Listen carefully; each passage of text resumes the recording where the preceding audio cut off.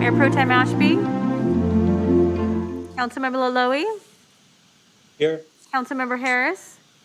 Here. Councilmember Valenzuela. Here. Vice Mayor Chenier. Here. Councilmember Guerra. Here. Councilmember Jennings. I'm here, Madam Clerk. Councilmember Vang. Here. And Mayor Steinberg. Here. Good afternoon again, everyone. I would ask Vice Mayor Chenier if he would please lead us in the Pledge of Allegiance. Salute, pledge. I pledge allegiance to the flag of the United States of America and to the republic for which it stands, one nation, under God, indivisible, with liberty and justice for all. Thank you, members. Members, we have several public hearings and discussion items, but we also have a consent calendar, and I know that I want to at least make a comment or two, maybe others do, on item 4. We first have a presentation. I'm sorry, Councilmember Valenzuela. It is Children's Environmental Health Month. And if you could please take that presentation, that would be great. Great. Thank you, Mayor. It's my great honor to be presenting a resolution tonight on behalf of the Mayor and Council, recognizing October as Children's Environmental Health Month. This follows a similar resolution that was made at the legislature this year, and I think we're joining a couple dozen cities at this point in California who've reinforced that resolution as well and followed suit. This month really highlights the importance of clean air, water, safe food and consumer products, healthy environments, and stable climates to children's health and development. As I was reminded on a webinar this afternoon with the Association of Nurses for Healthy Environments, who's the sponsor of this resolution, kids are not just more vulnerable to these toxic exposures because they're small. They actually do breathe a little bit more and drink a little bit more water compared to their size, in part because their systems are still developing, which actually makes them far more susceptible to the impacts of toxics and pollution over time. There's a lot we can and should do at the local level to reduce needless exposure to ensure our kids live long, healthy lives, while also doing all we can to mitigate and reduce the impact of climate change on their long-term environment. And I know I speak for my colleagues when I communicate our commitment as a council of doing everything we can to keep the environment our kids experience as clean and healthy as possible. So with that, I would like to introduce and here to accept the resolution on behalf of the Association of Nurses for Healthy Environment is Lorraine Thibault, and I hope I said your last name correctly, sorry if I didn't, who is a retired registered nurse that worked for 36 years in trauma intensive care and pediatric trauma. So welcome, Lorraine, and I hope you'll offer some comments on behalf of the Alliance. Oh, you're on mute, Lorraine. Thank you. On behalf of the Association of Nurses for Healthy Environments, and on behalf of future and present children, I want to thank Mayor Steinberg and the members of the City Council for this proclamation declaring October Children's Environmental Health Month, as declared unanimously by the California State Assembly this year. As a working registered nurse for almost 50 years, I have witnessed how climate change and environmental contamination has drastically impacted both the physical and the psychological health of our youngest community members. As Katie pointed out, it may be obvious, but children are not little adults. Children are highly vulnerable to pollution and receive proportionally higher doses of environmental toxins than adults. Pound for pound, children drink, eat, and breathe more than adults. Children put objects in their mouth, they play on the floor and on the ground. Their little immune systems are not fully developed. The rapid growth and development that takes place during childhood means that their normal biological processes can be easily disrupted by environmental chemicals and contaminants. This declaration and your future actions must help protect our children and future generations from harmful exposures to air, water, soil, and products. I thank you today. I am delighted to accept this proclamation from the City of Sacramento. Again, thank you all. Thank you, Lorraine. And I'll pass it back to you, Mayor. Hope you're on mute, Mayor.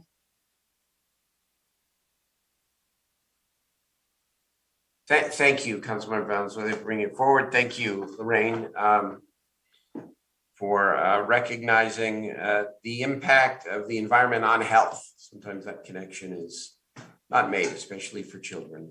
So thank you for reminding us as we pursue our climate agenda too over the the many months ahead.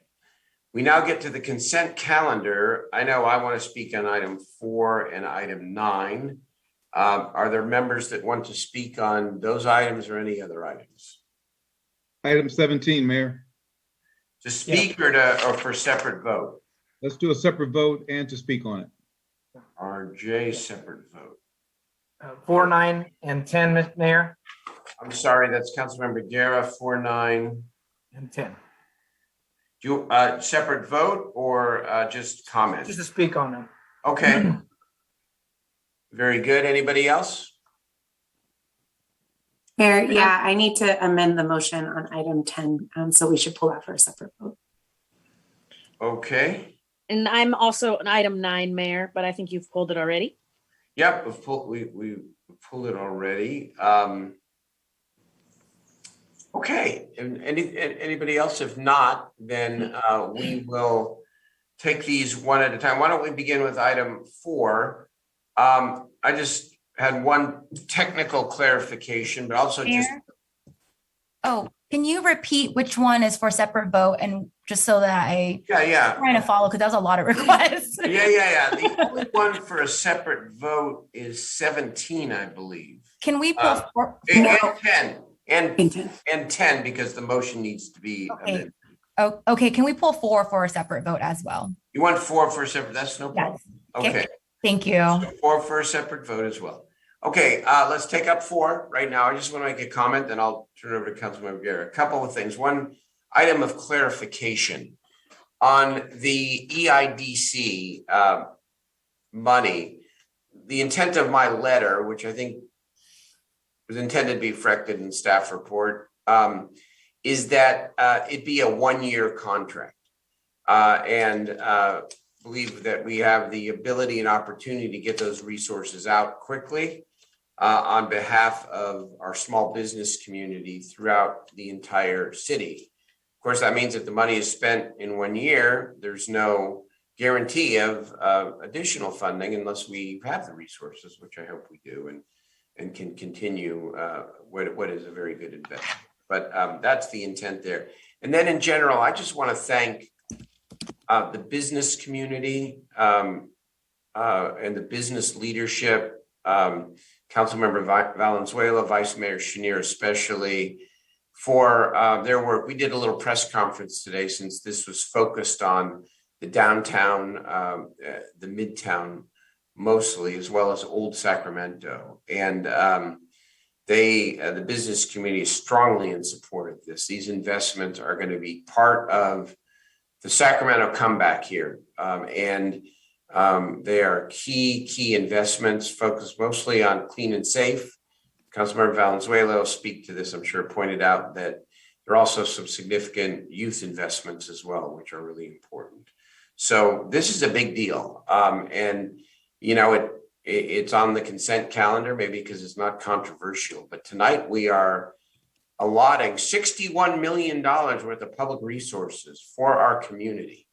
And that's something really to celebrate. And once again, this city is taking its discretionary resources, yes, focusing on the city organization itself, which is important. And remember, there's $20+ million set aside for the city organization, but we are outward facing and we are making our priority investing in our community. And tonight, in our businesses, and especially our small businesses, as we help the commercial corridors recover from the last 20 months. Very good. Councilmember Guerra.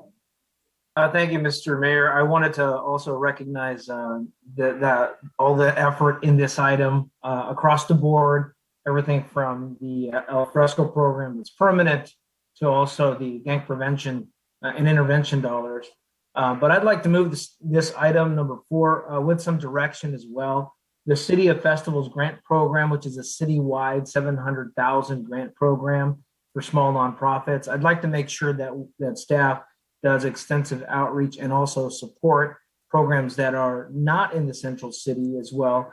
We have the Lunar Flower Fest on Stockton Boulevard with Little Saigon. There's Back to the Boulevard on Fruit Ridge, and the Taco Festival that's in Del Paso that happens. I want to make sure that we are also providing those business corridors the same level of foot traffic and support that these festivals provide.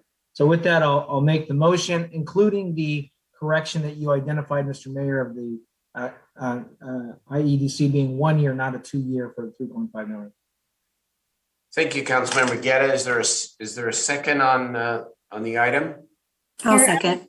Mayor, I'd like to speak on the item. Yes, as of course. well. Okay. Of course, it's been seconded. Let's hear from Councilmember Valenzuela. Madam Clerk, before I turn it over to the council member, is there any public testimony on item 4? Mr. Mayor, I have 3 callers on the consent calendar. I don't know which items. Would you like to take them now? That's okay. Let's hear from Councilmember Valenzuela. I think we'll do this one a little bit differently. We'll go through all the items with the members. We'll hear from the public, and then we'll cast our respective votes. Councilmember Vang? Thanks, Mayor, and I appreciate that we're pulling this out for a separate vote. I just wanted to, I have some comments and just a direction to add to Councilmember Guerra and also your direction as well. I understand that this council have already voted on the areas of investment of ARPA dollars last month, but I do just want to be very transparent that this council did provide a direction that we provide a framework to distribute this fund. And I just want to make sure that we are clear with the direction to staff on implementation. First, I want to take a moment just to thank Denise, Leslie, and Ami for briefing me on this matter. And before we take an official vote, I just want to add a direction to these ARPA dollars in particular. Currently, Mayor, as you know, you and I are both co-chairing the Racial Equity Ad Hoc. And right now we're discussing the rapid response tool, the Rapid Equity Response Tool. And while the tool was presented at the last ad hoc meeting, we didn't get an opportunity to discuss or vote on the tool to bring it back to the full council for final approval. In last month's ARPA meeting, I heard clearly from my colleagues that there was a sense of urgency to get these dollars out, and I absolutely agree with that. However, I just want to make sure that we don't come back in 1 year and evaluate our funding allocation to find that we didn't collect the necessary racial ethnic data truly to capture and understand the impact we made or maybe have not made. Staff did share with me that this tool, and I know that next week we're going to be diving in deeper into the tool, can be used for early, mid, and late implementation of these dollars. I think we also have heard from staff over and over again from the community that equity should not be extra and it must be embedded in all the decisions that we make. I know that you and I and the ad hoc will continue these conversations during our ad hoc, but I'd like to provide a specific direction as we direct staff to move forward with implementing these dollars. I like to request that staff implement a consistent data collection for ARPA dollars that creates an opt-out structure, and I'll talk a little bit about that requires all of the entities receiving ARPA funding to report on disaggregated data across race, ethnicity, gender, age, and language in particular across identities. I know that some folks have reached out to me that this might be burdensome, but it's incredibly important for me and our constituent that we track on who is receiving those dollars in terms of service. So for example, I want to just give an example when I was looking at the CARES dollars in the report. For Asian American Pacific Islander, that data should be disaggregated, right? We need to know these entities that are receiving the dollars, they need to report on the population that they are serving. I know firsthand that what gets measured is what gets changed and what gets resourced. And I think if we can do this right with the ARPA dollars, we can level up and do this correctly citywide on all of our other allocation. And so my direction for staff, just for this in particular, is really around the ARPA dollar, that as we begin to roll out these dollars, that we require all entities receiving these dollars to report on disaggregated data across race, ethnicity, and language in particular. So that would be my amendment to the motion for the ARPA dollars. Can we hear from the city manager before Councilmember Guerra responds to the rest of it?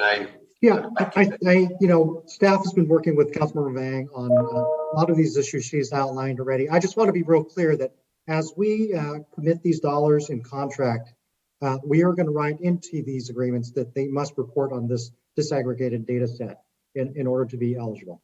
Is that correct, Councilmember Vang? Yes, well, I hope that is correct. So I'm putting on the record because I think that's absolutely important. I don't want to come back a year from now and we're not able to have that data up front, and making sure that we're consistent across all of our RFPs and these dollars as we implement. That's going to be really important. But if that is written into the RFP and the dollars as we allocate them, that works. I would concur with Councilmember Vang. I'm sorry, Councilmember Vang, can you repeat those categories again? Yeah, specifically race, ethnicity, I put gender, age, and language, and I just wrote down across identities. And I keep that pretty broad to let staff kind of sort through that piece in particular. Because yeah, that's great. I just didn't hear gender in the first go round. Yep. I'm good. Thank you. Yep, absolutely. And we'll work through the ad hoc to maybe add to your motion in terms of the detail, right? Right. Okay. I just want to make sure, because I know the direction was to bring the tool back, but we are voting on this item, and I think it's important to be transparent with the public on that. That's exactly right. Exactly right. Okay. Is there anybody else on the on this item? Yes. Okay. I'm sorry.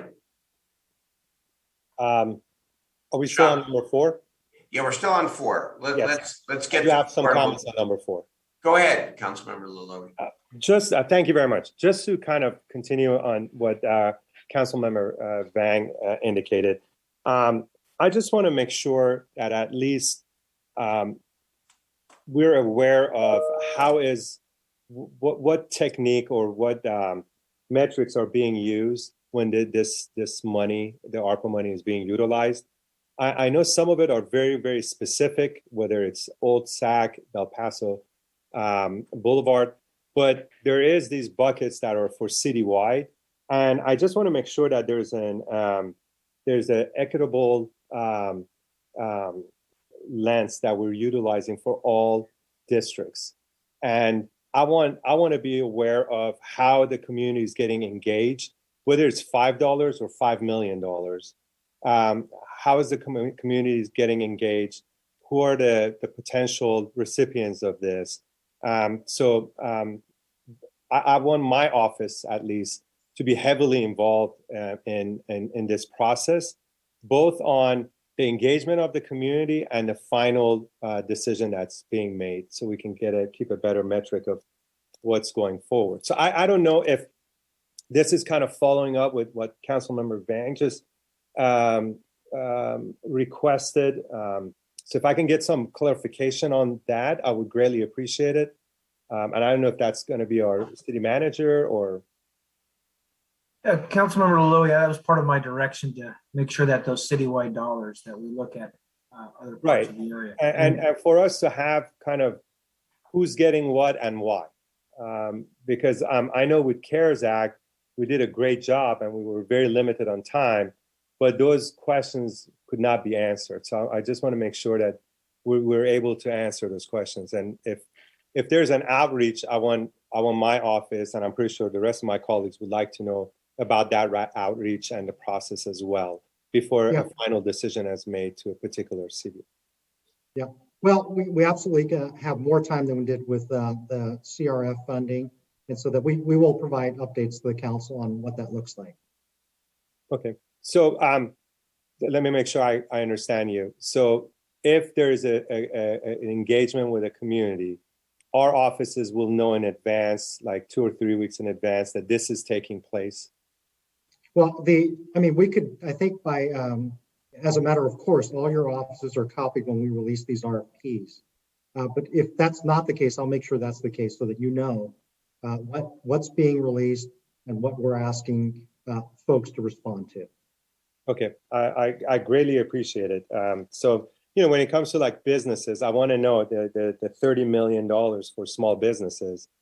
I want to know in advance that your department is getting geared up to distribute that. So we have the opportunity to let the business owners in my district know that there's this money that's sitting on the table. That goes the same thing with, the 2.75, the youth, all of those. We just need at least I'm asking for a better engagement of my office with my community. So that's all the requests that I have. Okay. Thank you. All right. Thank you. Anybody else on item 4? Yeah, Mayor, I do have a. Go ahead. Yeah. So, in speaking to Ms. Malvetti and also speaking about the ARPA funding, when we talked about it a month ago, I mentioned the urgency of funding the Shore Center, which is basically running on money that is provided by WellSpace. And so time is of the essence on that program. And Mr. City Manager, when can we bring that as soon as possible onto the agenda for a vote? Yeah, Councilmember Harris, you and I have discussed this, and I'm working with the county to figure out how we can partner with them to continue the funding for that Shore Center. And I've gotten some positive response, but at a minimum, we could look at funding our half of it, which is somewhere north of $1 million for the next year. And so I will get a better sense of when we can pull that together based on the contracting and the scope of work.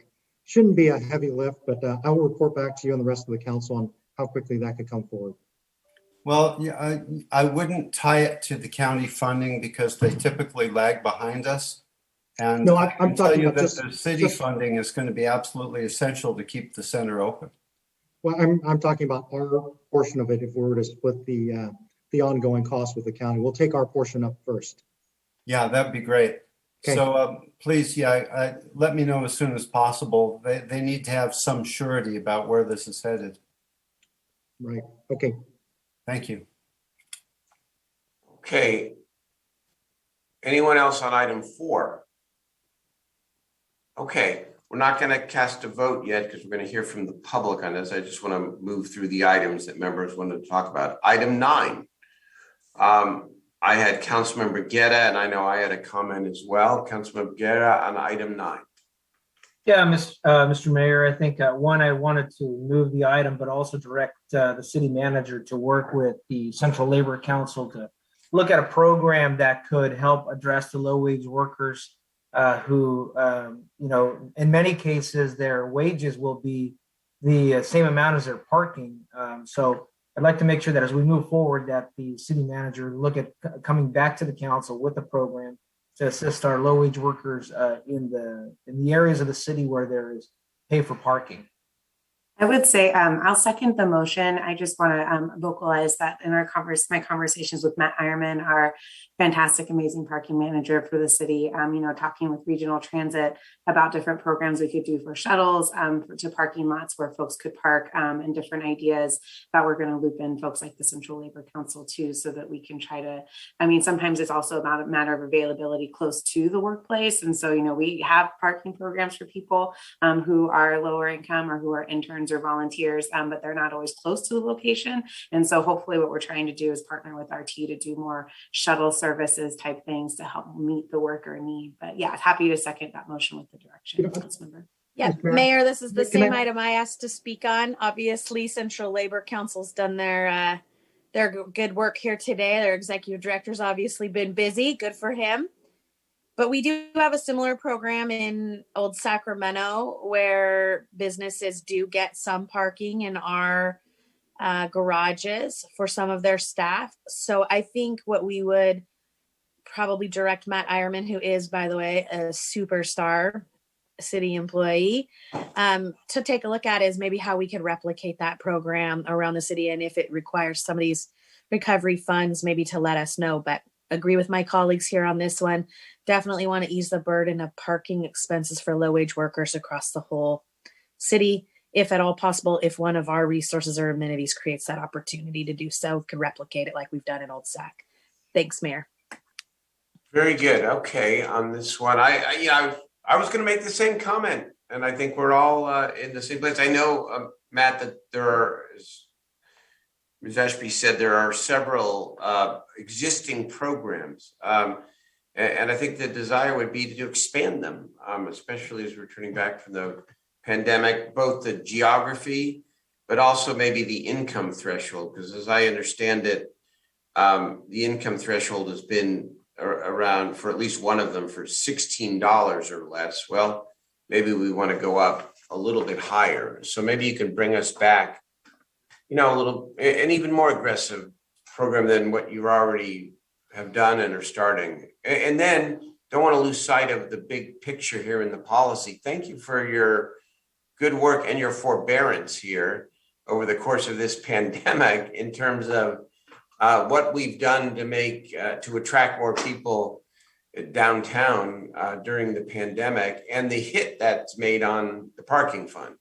And we know that there's been a consequence there in terms of the Golden One Center and our bonds. But you have been a big time team player as we have all tried to navigate this together. And now we're returning back to what it was, which will be good for maintaining the parking infrastructure in our city and allow us to meet our obligations. And I think the timing is appropriate. You've worked with the business community. We just want to make sure, all of us, I think, to a person, that we're considering the plight of lower and even medium wage workers as best we can. Have a comment, Mayor? Yes, of course, Jeff. Yeah, so you actually asked one question that I wanted to address, which was the income threshold. And make a comment. When we did the Capitol Park Hotel, the VOA workers had a really difficult time getting to the site because the parking was so expensive. It was pretty much commensurate with their wages. So this is a very important consideration that I'm definitely in support of.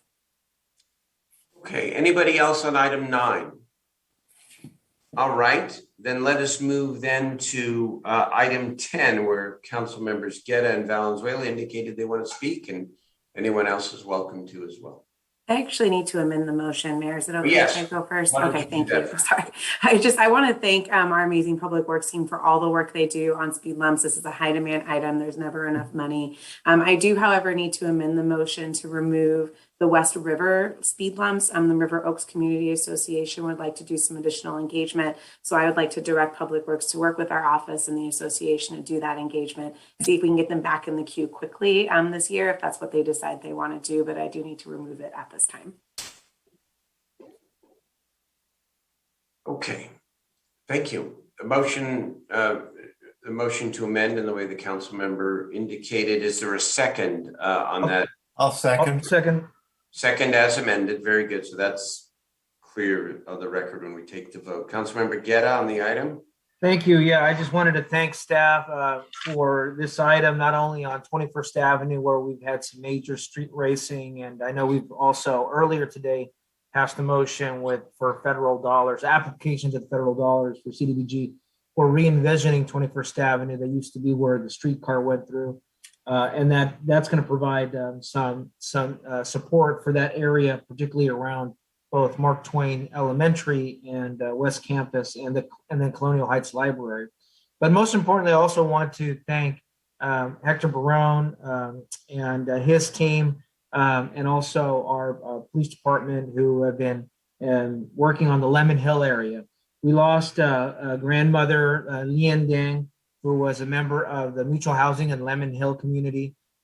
She was a victim of a hit and run on Lemon Hill.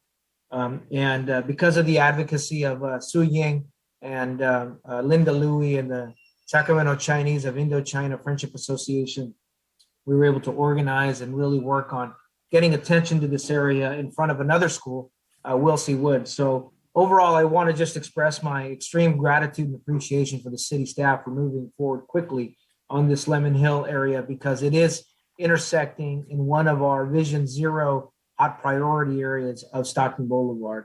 And glad to, I think Jeff seconded the motion already, and thank you, Councilmember Valenzuela, for moving the item. Mayor, brief comment? Yes, of course. So I'd also like to thank Public Works. The one speed lump project in District 3 is on Azevedo, which people have been asking for pretty much since I was elected. They've been looking for traffic calming in that area. So I think this is going to be a great benefit for the community, and I'm grateful. That's all.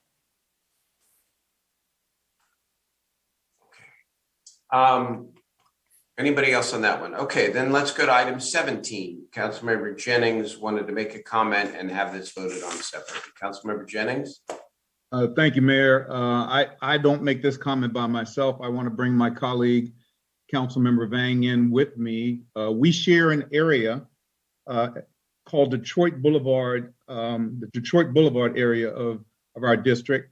And we share that, and it's been landlocked for years.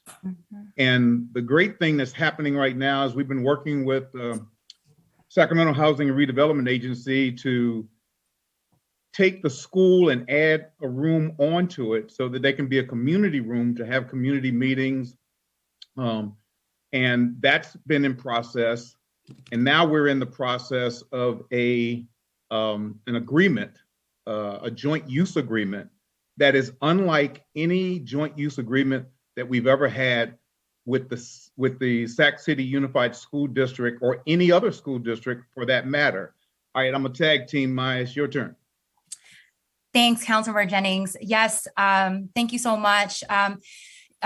Councilmember Jennings, absolutely right. This community in South Sacramento, Detroit, needs a lot of love. It is an area that is landlocked, one way in, one way out. And many of the families actually that live there don't have the same opportunities as some of our neighborhoods throughout the city. And especially in underserved communities, we know that school serves as the only safe place for our residents to play and really engage in healthy activities. Mayor, you probably remember this, but when I was a school board member on Sac City Unified School District, this council held a joint meeting with Sac City to really talk about the ways that we can collaborate. And one of the priorities that came out from this was a joint use agreement priority. Not sure where it went afterwards, but I think this is a win. This MOU that we're voting on today is a great win on that.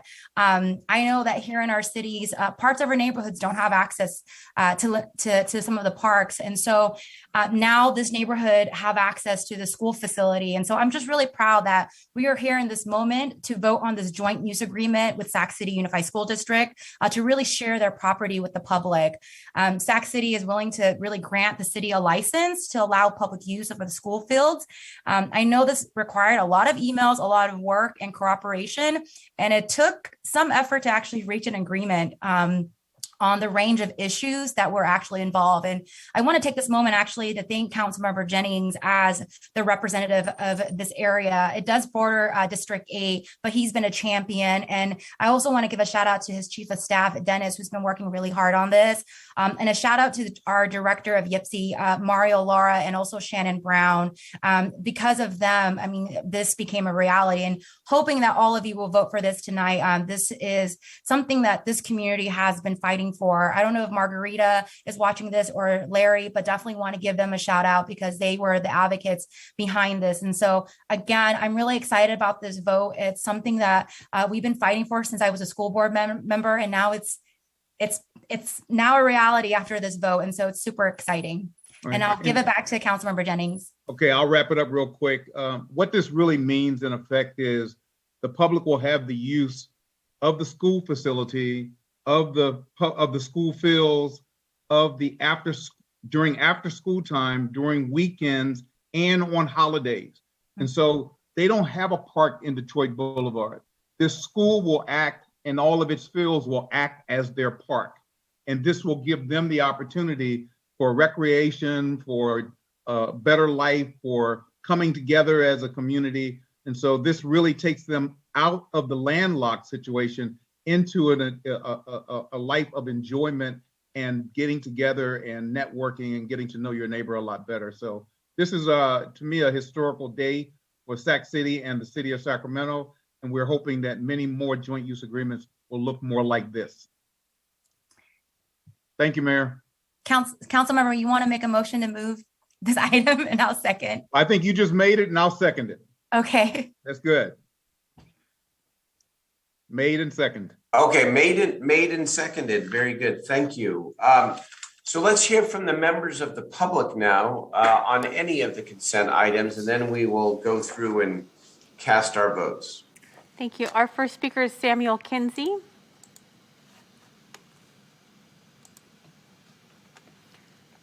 Samuel Kinsey? Yes, can you guys hear me? Yes, we can. Of course, thank you. Thank you to the mayor and the council for giving me this opportunity to speak today.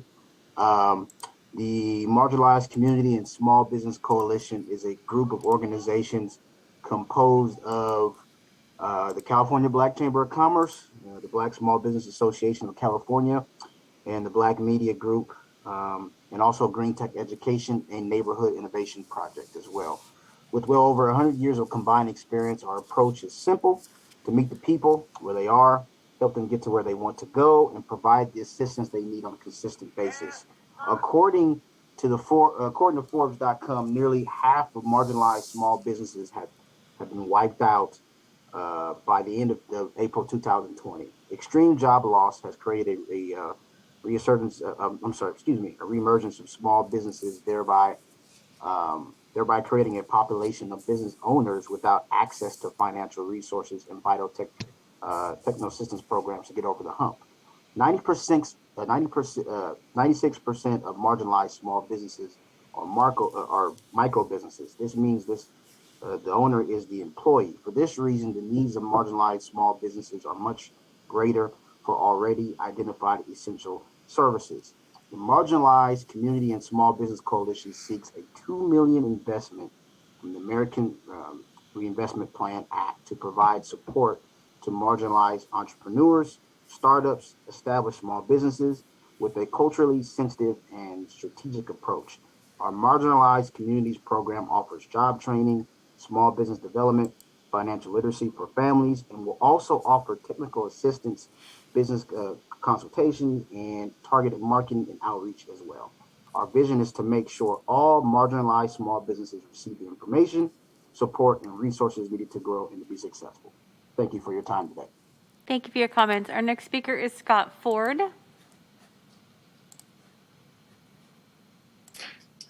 Good evening, Mayor and Council. Tonight I'd like to speak about item 9. This is Scott Ford, Old Sacramento Waterfront District Director. I'm calling to convey support for the restoration of parking management operations and to acknowledge the engagement of city staff with the business community during this process. Many of our small businesses in Old Sacramento have been negatively impacted by the secondary effects of relaxed parking restrictions, and we recognize the correlation between a dynamic curbside management model and the commercial vitality of the district. Reinstating a balanced approach to on-street parking management is another important piece of the puzzle as we work to enhance the district and create a more welcoming environment for our businesses, our employees, and our customers. We look forward to a continued collaborative approach to this process, and thank you for the opportunity to speak in support of this resolution. Thank you for your comments. Our next speaker is Amy Eubank.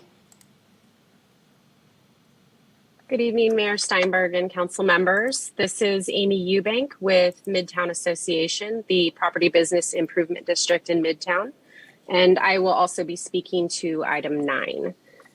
Midtown Association has been made aware of the request to return to regular parking enforcement. I just first want to say we are incredibly grateful not only for the outreach from the city's parking division on this matter, but also for the adjustments made and actions taken by Matt Ironman and his team in response to the pandemic over the last 18 months.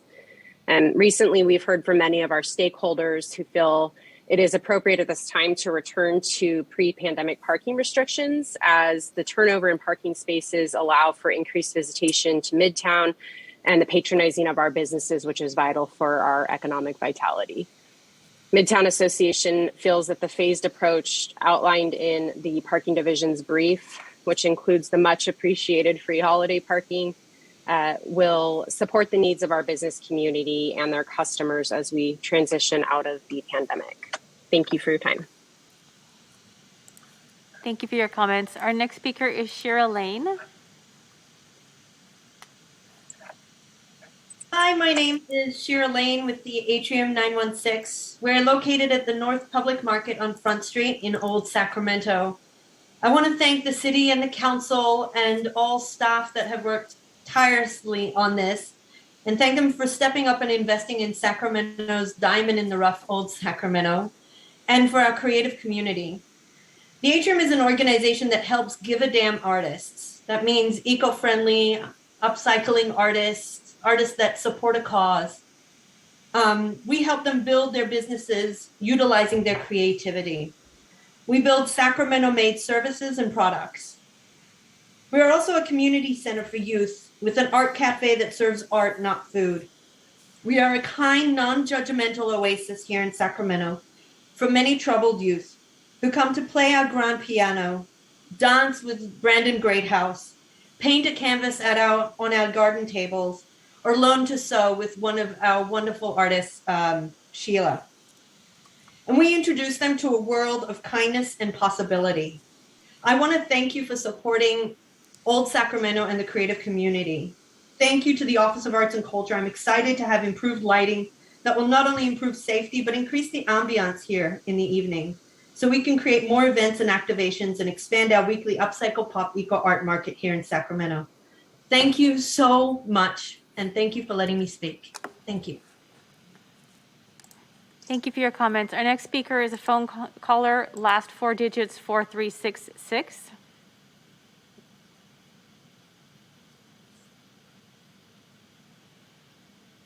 Phone caller, last four digits 4366. It's your turn to address the council. Hello, yes, this is Lambert Davis Jr. of To the Bay and Back Cheesecakes, founder and CEO. I'm speaking on number 4. First of all, I would like to thank Mr. Laloli and Mai Vang for commenting on something that's very dear to my heart as a person who has submitted much paperwork to the city council, city manager's office, and my paperwork has been sabotaged, altered, and actually stonewalled a RFP I submitted before the pandemic, which is January 2020. I'm glad that you two spoke up on requiring all entities to report race, equity, language, and outreach, because when they finish tallying up the money, the surveys and the graphs are always showing that black people are at the bottom. There's no way To the Bay and Back Cheesecakes, which just went viral, should ever be at the bottom or not funded. So I think the city manager's office and some of his staff members should be held accountable, and for if this happens again, because the last time there were excuses, it was new, air, the CARES, etc.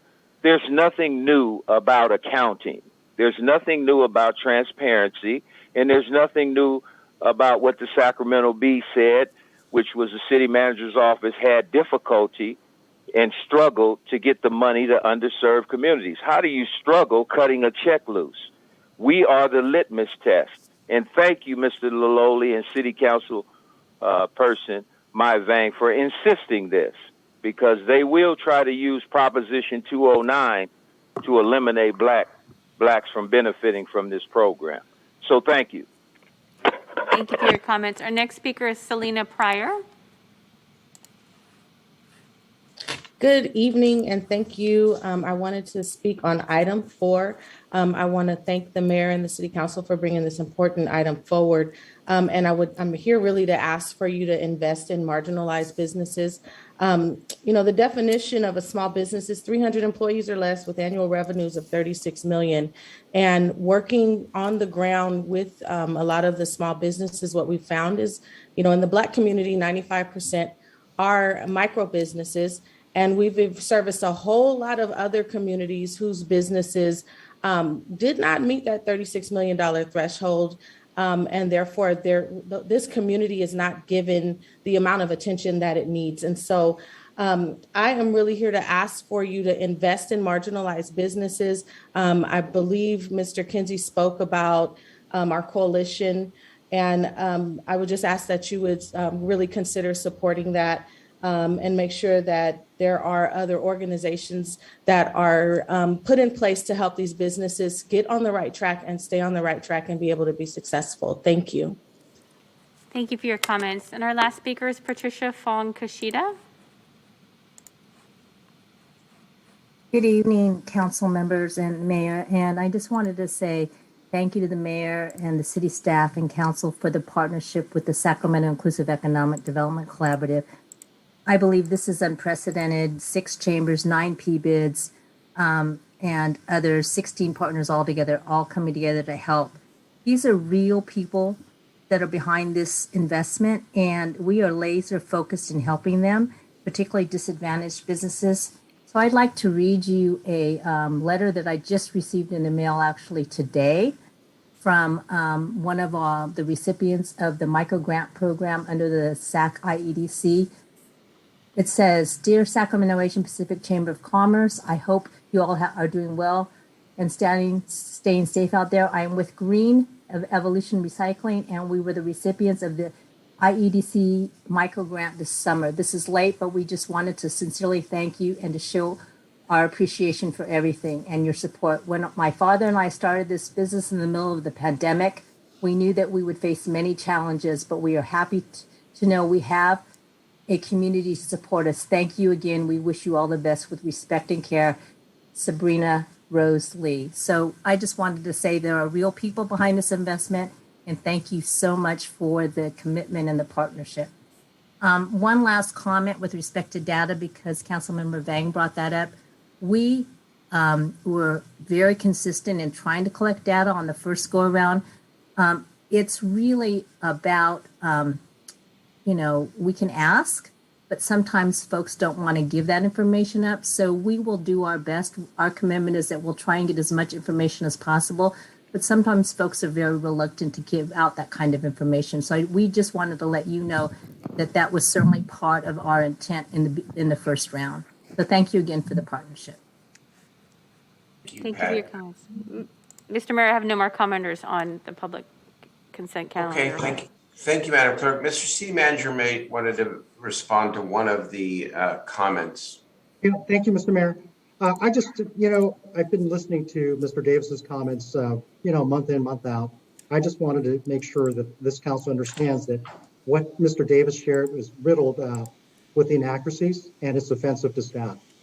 We sent out a note to the mayor and council about the particulars surrounding Mr. Davis's application and why it did not receive funding under CRF. So I just want to remind the council of that, and I'll leave it at that. Thank you. Yeah, I appreciate you saying that. And, the staff, I think, has done a fabulous job when it comes to both the CARES funding and these early stages of the ARP investments. And I'll leave it at that.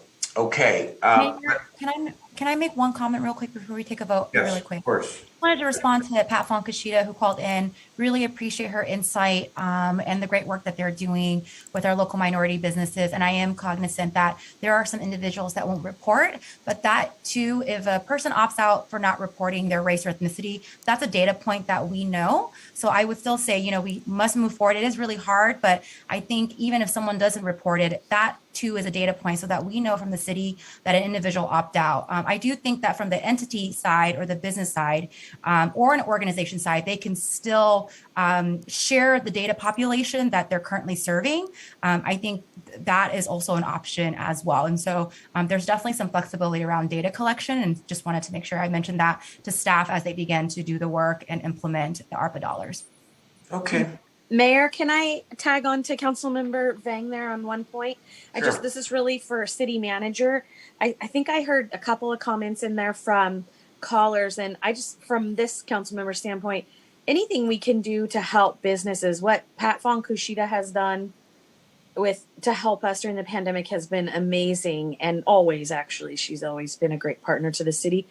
But I also think I heard about another coalition in there that wants to do more and focus more specifically on micro businesses as well, and really try outreach. I think all of that's great. I think all of it, everything that we can do.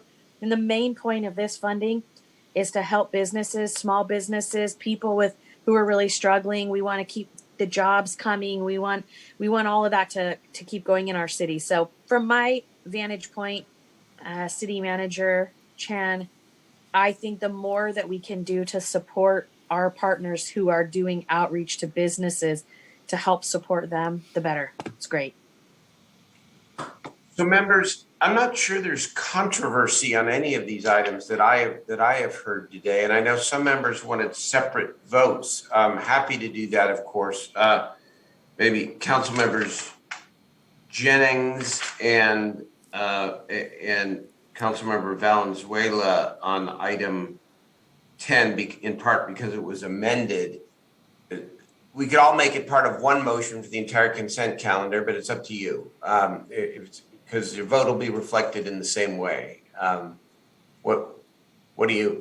Councilmember, I mean, Mayor, there was, I think each one of those had different directions. That's why. Okay, then let's do it your way. Let's first of all take a vote on item 4, which has been moved and seconded, the ARP with the directions suggested. Please call the roll, Madam Clerk. Mayor Pro Tem Ashby, Wait, I'm sorry, Mayor. I just want to make sure I understand. Councilmember Guerra's comment has confused me. What other direction is there? What?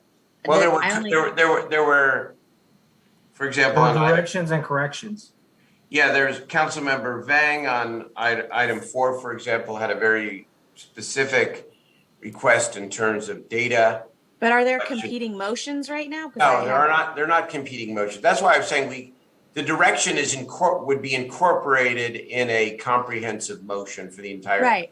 calendar. So including everybody's comments just now. Yeah, including and the direction, because there was no objection to the direction. That's why I'm saying we could do it all at once. Yeah, that's what I. Is that okay, Councilmember Guerra? If not, we can do it separately. I don't want to. We don't have to spend. Look, we're going to do 4 separately. That's it with the comments as they were. Let's call a roll on 4, Madam Clerk. item number 4, Mayor Pro Tem Ashby, Okay, item number 4, yes, as to the stated item in the agenda and all of my colleagues' direction and comments. Exactly. Yes. Good. Councilmember Laloye, Aye, as it's stated here and with the direction of Councilmember Vang and myself. Thank you. Councilmember Harris, You sound like siblings. Aye. Councilmember Valenzuela, Yes. Vice Mayor Chenier, Aye. Councilmember Guerra, Aye. Councilmember Jennings, Yes. Councilmember Vang, Yes, I look forward to seeing the disaggregated data on all those dollars. Thank you. Mayor Steinberg, Yes. Okay. Item 4 passes. With regard to item 9, let's do item 9 has been moved and seconded with all the comments by the council members. That's incorporated in the motion. Let's call the roll on 9. Mayor Pro Tem Ashby, Yes. Councilmember Laloye, Aye. Councilmember Harris, Aye. Councilmember Valenzuela, Yes. Vice Mayor Chenier, Sure. Councilmember Guerra, Aye. Councilmember Jennings, Yes. Councilmember Vang, Yes. and Mayor Steinberg. Yes. Item 10 has been moved and seconded with, it was amended specifically by Councilmember Valenzuela to take out one particular project in her district. It was seconded. Please call the roll. Mayor Pro Tem Ashby, Yes. Councilmember Laloye, Aye. Councilmember Harris, Aye. Councilmember Valenzuela, Yes. Vice Mayor Chenier, Aye. Councilmember Guerra, Aye. Councilmember Jennings, Yes. Councilmember Vang, Yes. and Mayor Steinberg. Yes, 2 more to go here. Item 17 moved and seconded. Please call the roll. Mayor Pro Tem Ashby, Yes. Councilmember Laloye, Absolutely a yes. In fact, we're matching tonight with color ones. Councilmember Harris, And Councilmember Vang. So Aye. Councilmember Valenzuela, Yes. Vice Mayor Chenier, Aye. Councilmember Guerra, Aye. Councilmember Jennings, Yes. Councilmember Vang, Yes. and Mayor Steinberg. Yes. Okay, now the remainder of the consent calendar, which are items 1, 2, 3, 5, 1, 2, 3, 5, 6, 7, 8, 11, 12, 13, 14, 15, 16, 18, and 19. Is there a So motion? moved, And- Mr. Mayor. Second. Okay. And for the record, Mayor and Council, item number 3 will be withdrawn. So this vote is the balance of the consent calendar with the exception of 4, 9, 10, and 17, and 3 is withdrawn. It was a motion by Okay. Councilmember Valenzuela, a second by Guerra. Mayor Pro Call Tem the roll, please. Mayor Pro Tem Ashby, Yes. Councilmember Laloe, Aye. Councilmember Harris, Aye. Councilmember Valenzuela, Yes. Vice Mayor Chenier, Absolutely. Councilmember Guerra, Aye. Councilmember Jennings, Yes. Councilmember Vang, Yes. and Mayor Steinberg. Yes. All right, that's the consent calendar. There were a lot of important items and we all got through it. So thank you. Let's go to the public hearings, item 20, please. Good evening, Mayor, City Council. Sean DeCourcy, your Preservation Director. Although this item has no connection to historic preservation, I am pleased to present the Opus Student Housing Project. This proposed project has been reviewed by the Planning and Design Commission, who recommended the City Council approve the project by passing 3 resolutions, which include 1, an addendum to the Environmental Impact Report and Mitigation Monitoring Program for the 65th Street Area Plan, 2, an amendment to the East Sacramento Community Plan of the 2035 General Plan relating to a segment of 67th Street between Folsom Boulevard and Elvis Avenue, and 3, site plan and design review entitlements to construct a 6-story, 166,718 square foot student-oriented building with 137 multi-unit dwellings, associated site improvements, and a deviation for height, setback, and open space within the residential mixed use, transit overlay zone, and the Folsom Boulevard West Special Planning District. Staff has received no comments opposed to the project. The owner's representative is in attendance to answer questions, but does not have a formal presentation this evening. This concludes my comments on the project, and I am available to answer any questions at this time. All righty, this is it Councilmember Harris or Garrett's district here? Harris. Okay, it is. You want to start or we can take the public testimony if there is any first? Yeah, take public comment first, if you don't mind. Okay, no problem. Is there public comment? I have no hands raised to make comments on this item. Okay, Jeff, Councilman Harris. That was easy. Okay. Look, I'd like to share a little information about this. Those of you who've been on the council for a while know that I've worked on a lot of student housing to do support for Sacramento State. Long known as a commuter campus, the idea is to create sort of a university district or village type vibe. It was started by Steve Cohn way back when at F65. And I've carried the mantle with Academy 65 and 65 East, the grocery outlet on Folsom Boulevard to support all the student housing. And now we've come forward with a project by Opus. I'd like to point out that Opus has worked with Councilmember Guerra. In the past, they looked at a site in his district, really kind of a stone's throw away from this current site, right by the border of our 2 districts. And Eric, being the prescient sort of person that he is, actually proposed a student housing project on this very plot of ground when he was just a young student at Sac State. So thank you, Councilman Guerra, for looking into the future and knowing what needed to be. So I want to tell you what this project will bring. Those of you who have traveled this area know that it's really a sort of a neglected commercial industrial corridor right adjacent Sac State, just over the railroad tracks from the university. And this particular piece of Elvis Avenue is often used by students coming from the Hornet Tunnel going down to the crossings, housing communities south of Folsom. But it's actually a rather dangerous place to walk, especially at night. There are no curbs, gutters, lights. It's a pretty rough area.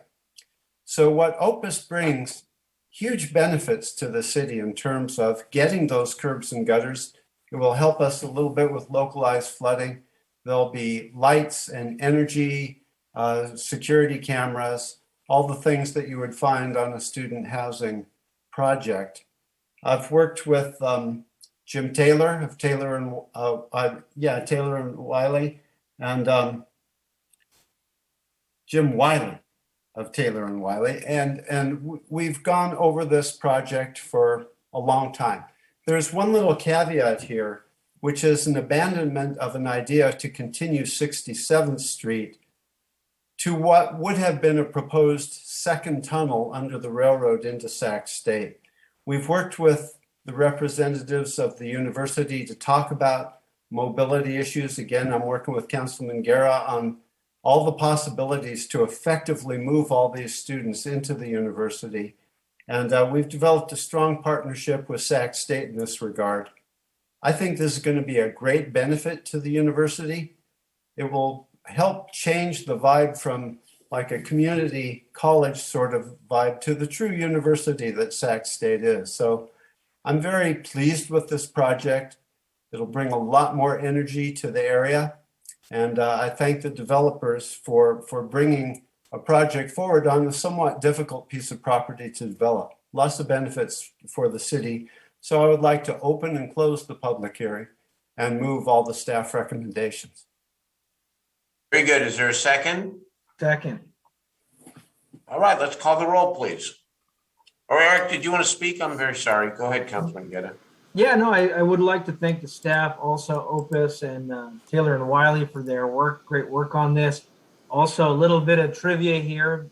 Back in the student government days, Kevin Green, who used to work here for our city, was also involved in advocacy as long as it was Aaron Hicks at the time, Aaron T, who worked for the city as well, and J.J. Hurley, who was with the Air District. So there's a lot of folks who are seeing this, and almost 18 years, 20 years later, we've got a great opportunity. And still then, as it is now, I think Councilmember Harris articulated the walking safety concerns in that area, the old Highway 50, which was Folsom Boulevard, and the fact that we're actually building housing.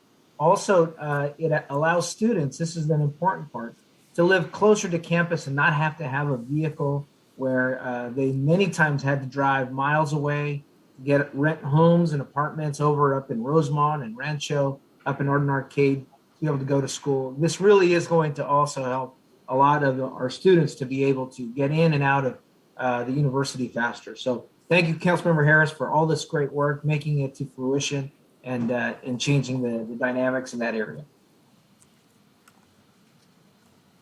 Okay, let's call the roll, please. Mayor Pro Tem Ashby, Good work, you two. Yes. Councilmember Laloe, Aye. Councilmember Harris, Happy to say aye. Councilmember Valenzuela, Yes. Vice Mayor Chenier, Aye. Councilmember Guerra, Aye.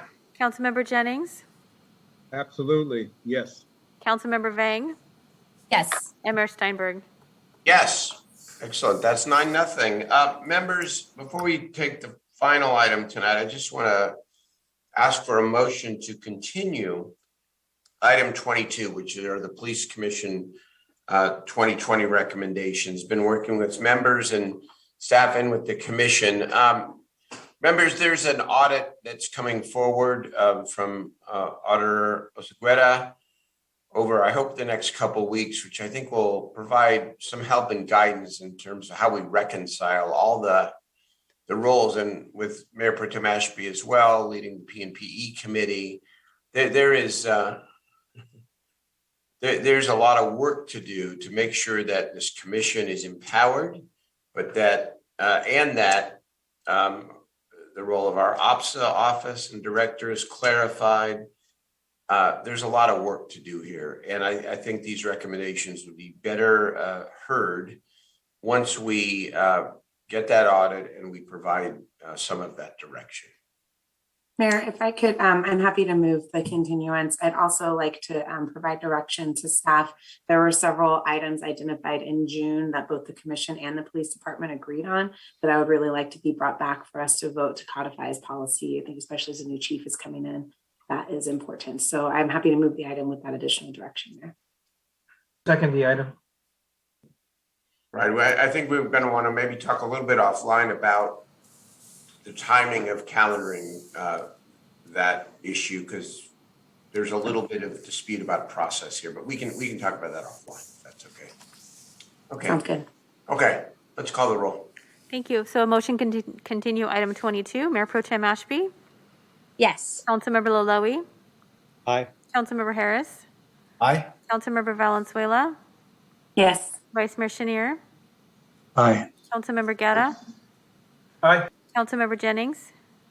Yes. Councilmember Vang. Yes. And Mayor Steinberg. Yes, that item is continued. Okay, let's take up the final item then of the night, and that is item 21, the development impact fee. Ms. Seuss? Hey. Good evening, council members. My name is Greta Seuss. I'm an associate planner in long range planning. I'm here this evening to present to you our recommendation for implementation of the second and third economic incentive adjustments of the Central City Development Impact Fee. Tonight, staff is recommending that council adopt a resolution authorizing the second economic incentive adjustment, increasing the fee from 50% to 75% of the approved amount of the fee effective January 2022, authorizing the third adjustment, increasing the fee to 100% of the approved amount in 2023, and repealing Section 4 of the adopting resolution and authorizing the automatic adjustment of the fee from 75% to 100% on January 1st of 2023 without the need for staff presentation of an implementation analysis to City Council. Okay, thank you. It's pretty self-explanatory in terms of, especially the last part. Do we have public testimony on the item? Mr. Mayor, show no hands raised to make comment on this item. Okay, then I have one council member, Councilmember Valenzuela. Go ahead. Thank you, Mayor, and thank you, Greta, and the whole planning department for your studious work on this. I've appreciated all of the briefings and all of the conversations about what this means. I do want to make comments about a letter that we received from some of the downtown business districts, R Street, Downtown Partnership, Midtown, and I believe, I'm sorry if I'm missing others, but, asking for sort of a comprehensive review of these fees and what this looks like. And so for my colleagues who don't sit on law and legislation, I wanted to talk a little bit about the study that's going on right now around the mixed income housing ordinance. In our housing element implementation, we asked them to study what other cities were doing. And part of the direction that we've given to them is to also look at fees. So I'm happy to provide that additional direction, but I think, it's easy to get kind of swept into rhetoric. Oh, if you increase these costs, it's going to decrease this. But I really want us to base our decisions moving forward on those facts. Really, what do we see in other cities? How is it working in other cities? What's the impact on housing production? And to include that in the conversations we have over these next few months as we look at implementation of our housing element with our planning department. So I'm happy to move this item. I need to open and close the public hearing. I believe and move this item with the direction that, staff continue their work on analyzing what other cities are doing on fees and sort of a comprehensive lens on how this might impact housing development as we proceed with housing element implementation. I'll second. All right, let's call the roll, please. Mayor Pro Tem Ashby. Yes. Councilmember Laloe. Aye. Councilmember Harris. Aye. Councilmember Chenier. Aye. Councilmember Valenzuela. Yes. Councilmember Guerra. Aye. Councilmember Jennings. Aye. Councilmember Vang. Yes. And Mayor Steinberg. Yes. Thank you. That passes 9-0. That concludes the formal part of the agenda. Are there members of the public that want to speak on items not on the agenda? I have one hand raised for speaking on, and phone number, last four digits, 4366. All right. Phone number with last three digits, 4366. It's your turn to address the council. Hello, yes, this is Lambert Davis, and I want to send some shouts out before I address that my name was mentioned by the city manager. I'll end with that. I want to first send a shout out to a man that gave us an opportunity with our first lease. His name is Mr. Al Wilson. He is the founder of Rancho Arroyo. If some of you young people want to Google a trailblazer, he was the first person to give us our lease. And we just reconnected recently. What a wonderful human being he is, Mr. Al Wilson. I also want to thank city person, Mai Vang, and also Mr. Laloli both of them in writing mentioned that our pumpkin swirl cheesecake was at the top of their list or evaluation. Thank you for that, because we're serious out here. Now, I want to close this thing because I heard my name mentioned and said that my inaccuracies were offensive. Well, the Barnum and Bailey race scandal in the city manager's office, that didn't involve some inaccuracy. There was a black woman that was the department head of HR and confirmed by the AAELC. So there's no inaccuracy there. And I never say the whole staff, but there, as a matter of fact, there's some wonderful staff members in the city manager's office who have in writing bought cheesecakes from us. And one of them actually told me about a deadline that I submitted an RFP, and that was before COVID. I have never heard any response to that. So when you start saying that I'm making inaccuracies, you have to be specific, because we are Thank you the for your comments. Your microscope of time is scrutiny. complete. Will you make your final comment, please? Yeah, we're the litmus test for the city manager's office. Thank you for your comments. Mr. Mayor, I have no more speakers.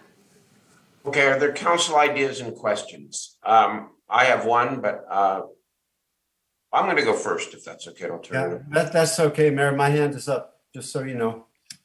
Okay. Hold on one second here.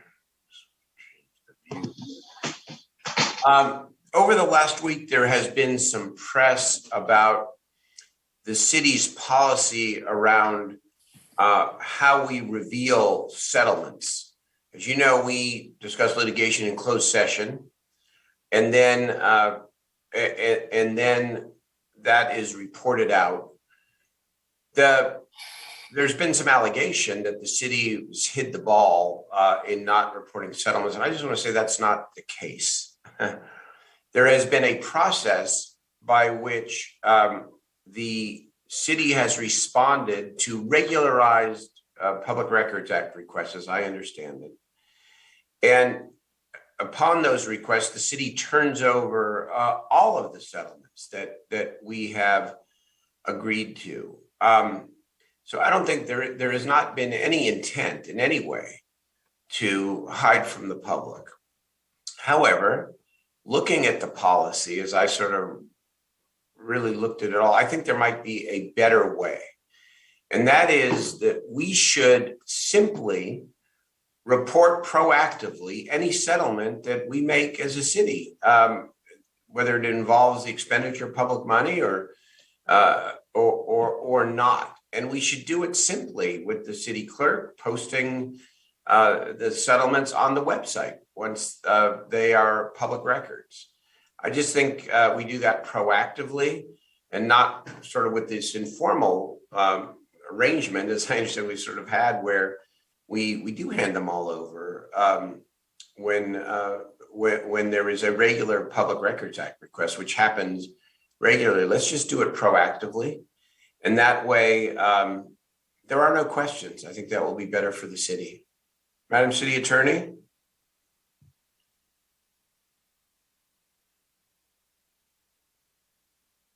Hi, Mayor.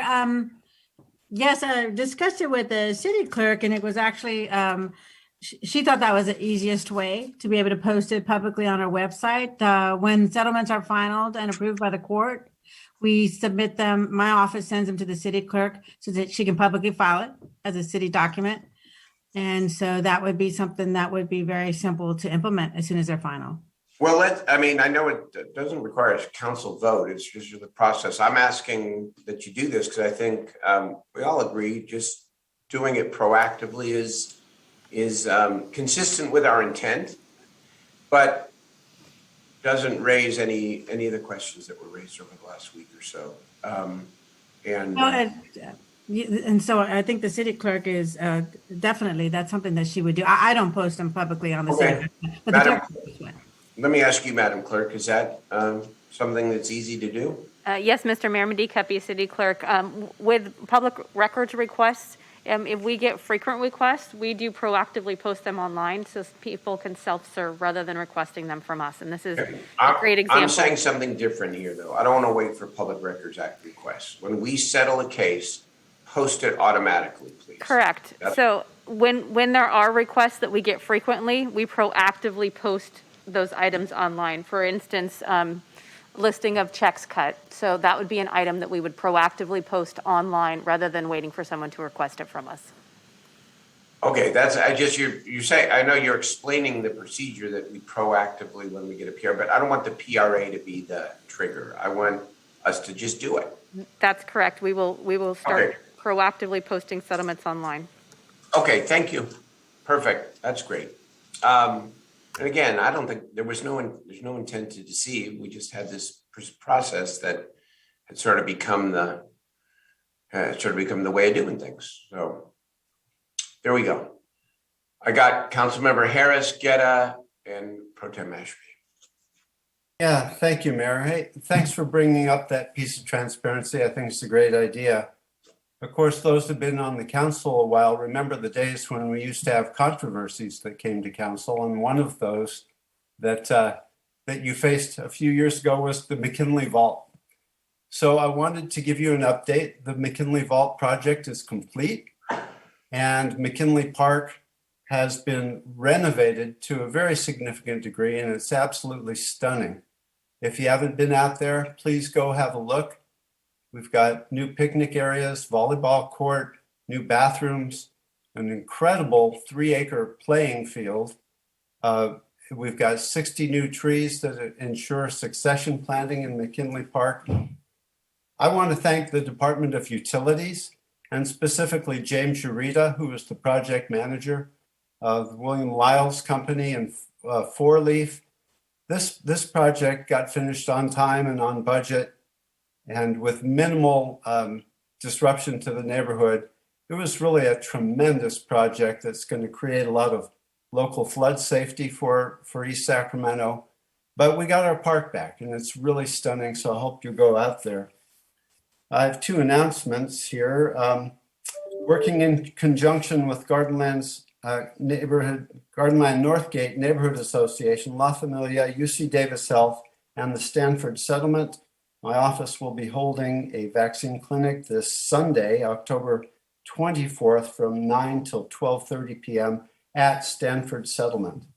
And you can visit our website for more information. And finally, District 3 is proudly sponsoring what we hope will be an annual Dia de los Muertos celebration on October 30th from 2 p.m. till 8 p.m.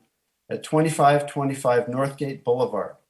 Partnering with GNNA and Los Primos, the event will include a community altar, music, folk dancing, and a lot of other fun stuff. So bring your family out and enjoy this special day of remembrance. And again, you can visit our website for more information. Thank you, Mayor. Very good. Thank you, Councilman Guerra.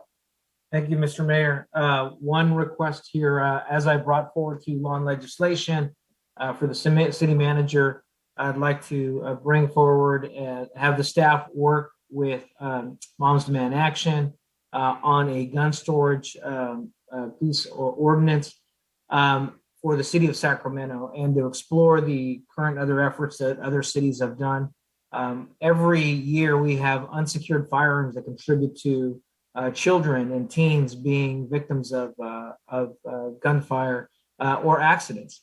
And it's an estimated that almost 200 to 500 guns are stolen and many confiscated. I know our police department has confiscated many illegal firearms and ghost guns over this last pandemic year and even before then. So, but I'd like to make sure that we begin to have a stronger role in responsible storage. So I'd like to make sure that the city manager and our law and ledge staff put that on the law and ledge log and continue forward on it. 2 also announcements. This Friday, my office is having its bringing back the Spooktacular. We missed it last year. Mayor, I think you came to our second Spooktacular. An amazing celebration in Tahoe Park. This year, we're partnering with the Tahoe Park PTA, Tahoe Elementary PTA, son, among many others. The school couldn't have their annual Oktoberfest because of the restrictions in their facility. And so we said, let's partner up together, and we're going to have a wonderful outdoor event also with, we'll have free masks for folks as well to be safe for COVID and enjoy another great spectacular. The last item is this Saturday at 10 a.m. Vice Mayor Chenier and I are hosting Celebrate Stockton Boulevard.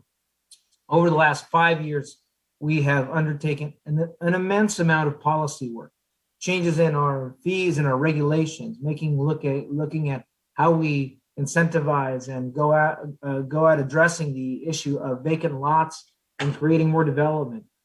We've got great successes. If you go to Fruit Ridge in Stockton, a brand new development there as well. A Ross in an area where Kmart had closed, plus a number of new eateries that are coming in. But there is a lot more, particularly with Aggie Square opening up, and also the future development there. So Celebrate Stockton Boulevard is about learning and being part of the engagement of the future of Stockton Boulevard, and also learning about all of the great work, including Vision Zero, the 2 areas on Stockton Boulevard, and also the understanding and getting to know the transportation plan that's been set for Stockton Boulevard that was funded through the grant process. So join us this Saturday, 10 a.m. to 1 p.m. On 21st Avenue in Stockton at the Colonial Heights Library. We'll have great events. We have some great music, food, and treats out there. Thank you, Mr. Mayor. Great. That is great. Mayor Pro Tem Ashby. Thank you, Mayor.